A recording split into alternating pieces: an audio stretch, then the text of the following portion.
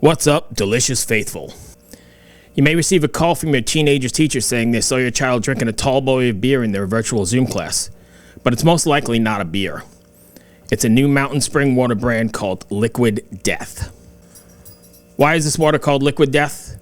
Well, because it will brutally murder your thirst, and their infinitely recyclable tall boy cans are helping to bring death to plastic bottles. They also donate 10% of the profits from every can sold to help kill plastic pollution. What's better than that? Drinking water from a freezing cold can of Liquid Death is actually really refreshing. And you'll have fun fucking with people who don't know it's actually water. You can drink it while pregnant, purposely trying to get pulled over by a cop just to see the look on his face when he learns it's water, or giving it to your kids to take to school. You might even try drinking it at 9 a.m. while jogging on a public course. Whatever your reason for drinking it, I highly suggest you check out Liquid Death. It definitely lives up to its name, and it murders your thirst. Be sure to stop by liquiddeath.com to get your free koozie 2-pack, an $8 value on them when you purchase a 12-pack and use the code BRUTALLYDELICIOUS at checkout. Liquid Death is available nationwide at 7-Eleven and Whole Foods. This is High Priestess NightHawk from Heavy Temple, and you're listening to the Brutally Delicious podcast.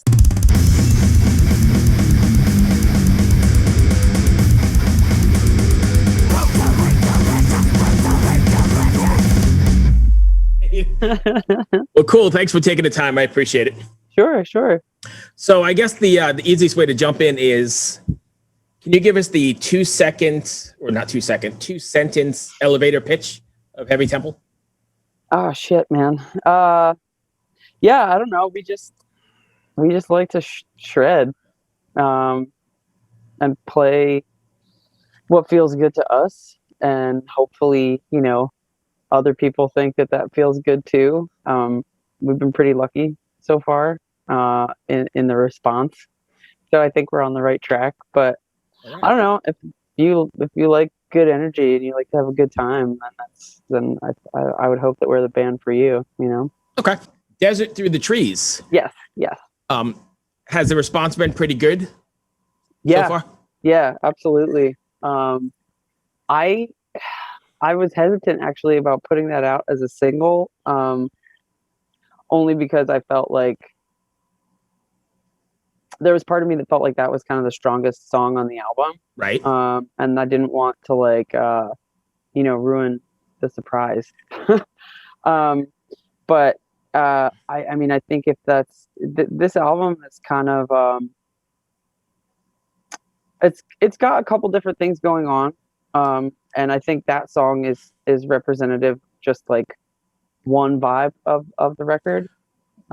Besides the heaviness and the grooviness or whatever, there's also a pretty heavy message going on through these songs as well, right?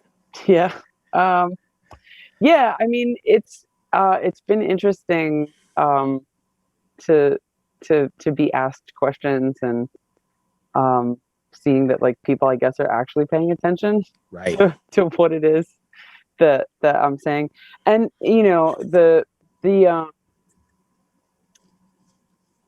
it's the lyrics are more, I'm just kind of drawing from personal experience, because I had been very unhappy in relationships, and I guess I kind of just like I figured out why that was.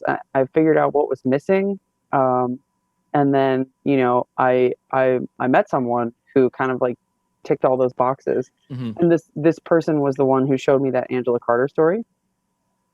So as I was writing lyrics for the album, lyrics always come last. I work best under pressure. Right. So I literally just wrote lyrics 2 days ago, or seriously, like 3 days ago for a show that we had on Saturday. Really? Or yeah, whatever. Yeah.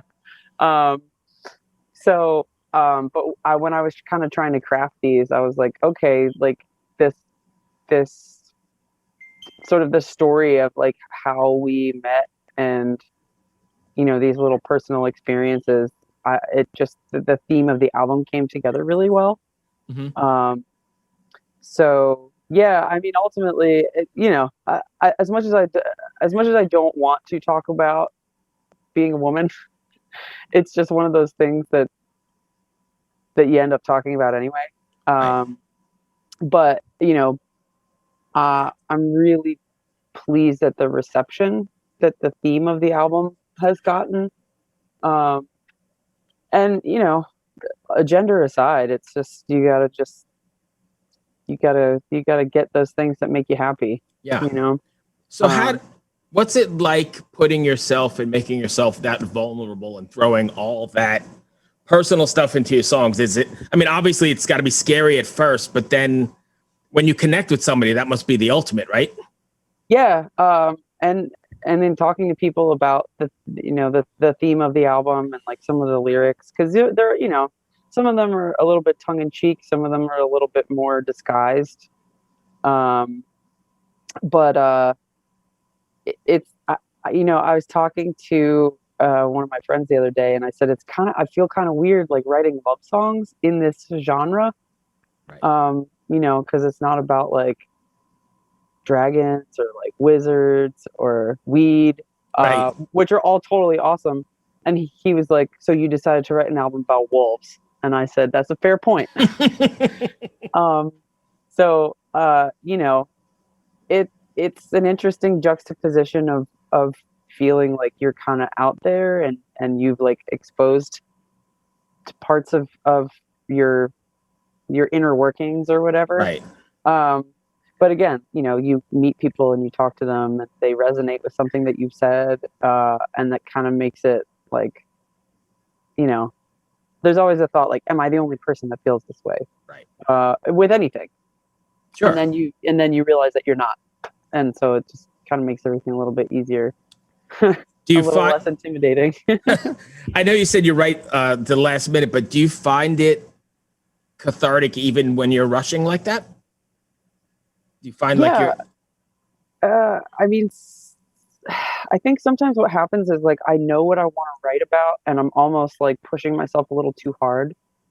So I get kind of like lost in the sauce, and then I have to take a step back. And then usually when I come back and write things like really quickly, that's when I'm like, oh shit, yeah, and I should say this, and I can say that, and I write, right. whatever. Um, but yeah, like these two new songs, unreleased songs that we played on Saturday, I think I just wrote words for them on like Thursday or Friday, and I was like, man, like some of these lyrics are really good. I You should seem just like do you're this more often. surprised. Right. I definitely consider myself more of like a musician than a lyricist, Mhm. if that makes any Sure. sense. Like there are some bands that just the lyric writing is so good. Um, and I think they're more of like an afterthought for me, but that's not to say that I don't care about what I'm saying. Right. You know, I'm just I don't craft quite as handily as someone like Josh Homme or you know, Josh Homme is the only person that comes to mind. Okay. I know you said you referred to it a couple times. You guys have played. What's it like finally playing after so long of being not on the stage? Uh, I honestly, I think at this point was more worried about being around people. I'm not worried, but it's just, we've all been like, Conditioned. well, we've been locked up for, a year and a half. I mean, Philly's been pretty, we've made best friends with our neighbors. So now Right. like our whole block is just a squad.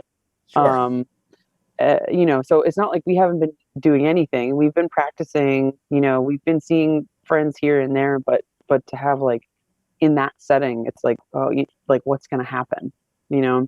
Right. Um, and then just watching people kind of file in all day and like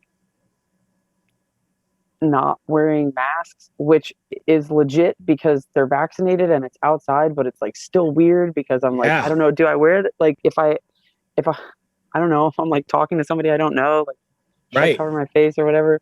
Um, so that was kind of more strange than anything else. But for me, and I think I can speak for everybody in the band, like when we got up on stage, it was like all of last year just never happened. Just business as usual. It felt very surreal to be up on stage, but as far as our level of comfortability playing, I think that's probably one of the best shows we've ever played. I Really? mean, and it should be because we've been fucking playing in our basement for a year and a half. So if we were Right.